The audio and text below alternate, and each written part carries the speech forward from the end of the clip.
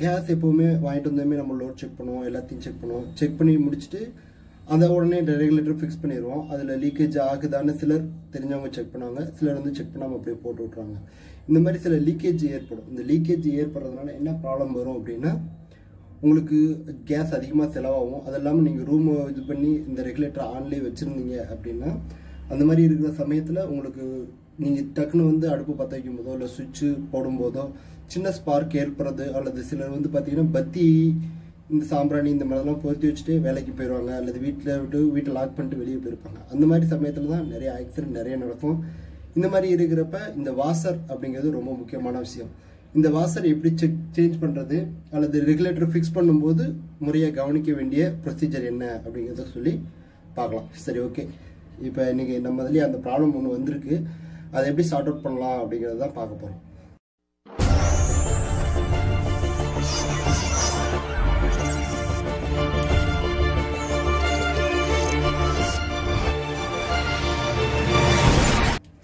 சரி, ஓகே. இப்போ நான் ரெகுலேட்டர் ஃபிக்ஸ் பண்ணியாச்சு. இப்போ ஆன் பண்ணுவோம். லீக்கேஜ் ஆனால் எப்படி கண்டுபிடிக்கிறது அப்படின்னு பார்ப்போம். ஃபஸ்ட்டு அடுப்பு எல்லாத்தையுமே ஆஃப் பண்ணி வச்சுருங்க. ஆஃப் பண்ணி வச்சுட்டு ரெகுலேட்டரை ஆன் பண்ணுங்கள்.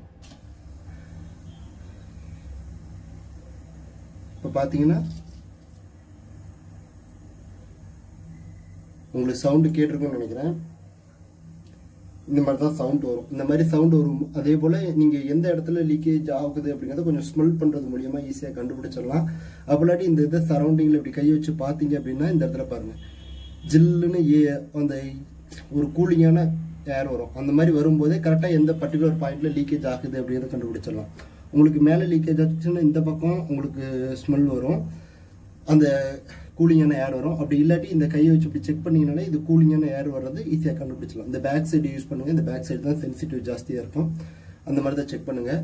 இப்போ இந்த இது வாசர் போயிருக்கு, பார்க்கலாம், சேஞ்ச் பண்ணலாம்.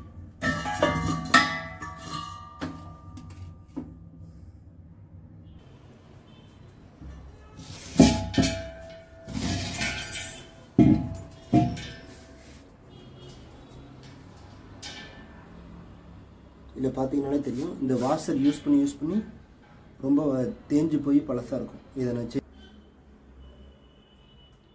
சரி, ஓகே, பார்த்துருப்பீங்க. இதை எப்படி ரிமூவ் பண்ணுறது அப்படின்னு சொல்லி பெஸ்ட் பார்க்கலாம். ஒரு சின்ன டெஸ்ட் எடுத்துங்க. இந்த டெஸ்ட் எடுத்து இந்த ஹோலில் இந்த பேக் சைடு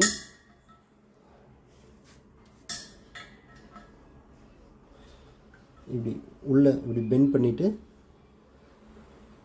அப்படியே மேலே எடுத்தீங்கன்னா வெளியே வந்துடும். அவ்வளோதான். இப்போ இதுலேயே உங்களுக்கு தெரிஞ்சிருக்கும், இது பழைய வாசர். பழைய வாசர் பார்த்தீங்கன்னா ஆல்ரெடி யூஸ் பண்ணது. இந்த இடத்துல பெண்டாக இருக்கும். இது புது வாசர். ரெண்டுக்கும் உங்களுக்கு வித்தியாசம் தெரியும்னு நினைக்கிறேன். சரி, ஓகே. இப்போ பழைய வாசரை ரிவ்யூ எடுத்தாச்சு. புது வாசர் எப்படி ஃபிக்ஸ் பண்ணுறதுன்னு பார்க்கலாம். பழைய வாசரை ஓரமாக வச்சுட்டு இந்த புது வாசர் இருக்கு இல்லைங்களா, பாருங்கள், புது வாசர். இது என்ன பண்ணோம், எடுத்து அந்த ஹோலில் செட் பண்ணிவிட்டு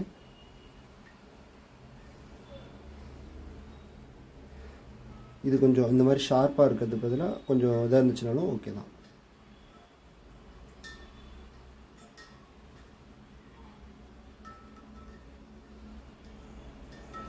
இந்த மாதிரி எல்லா சைடும் ப்ரெஸ் பண்ணி உள்ள அமுக்கி விட்டுங்க அப்படின்னா ரெடி ஆயிரும். ஓகே. இப்போ ரெகுலேட்டர் போட்டு கரெக்டாக ஒர்க் ஆகுதா, லீக்கேஜ் ஆகுதான்னு செக் பண்ணலாம்.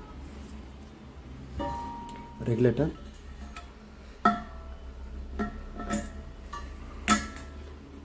ஓகே, கரெக்டாக உட்காந்துருச்சு.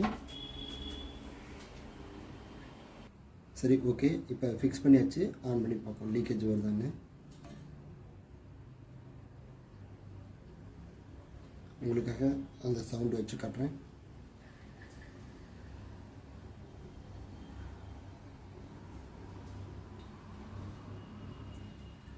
ஓகே, ஓகே, பர்ஃபெக்டாக சேஞ்ச் ஆயிடுச்சு. இந்த மாதிரி இருக்கிறது கண்டிப்பாக நீங்கள் உங்கள் வீட்டில் யாராவது வயசில் பெரியவங்க இருந்தாங்க அப்படின்னா, நீங்கள் முதல்ல சிலிண்டர் சேஞ்ச் பண்ணுறாங்க அப்படின்னா கொஞ்சம் செக் பண்ணி ஃபிக்ஸ் பண்ணி கொடுங்க. இது போன்ற பல இன்ட்ரெஸ்டிங்கான விஷயம் உங்களுக்கு தெரியணும் அப்படின்னா நீங்கள் கண்டிப்பாக கமெண்ட்டில் நீங்கள் உங்களோட கமெண்ட்டை தெரிவிங்க. எந்த மாதிரி விஷயங்கள் நீங்கள் தெரிஞ்சுக்கணும் ஆசைப்படுறீங்க, இந்த மாதிரி லைஃப் ஹேக்ஸ் வேணுமா அல்லது சயின்டிஃபிக்கான வீடியோ வேணுமா, எந்த மாதிரி வீடியோ வேணுங்கிறத நீங்கள் கமெண்ட் பண்ணுங்கள். உங்களுக்காக நான் குவாலிட்டியான விஷயங்களை நான் போடுறேன். நன்றி, வணக்கம்.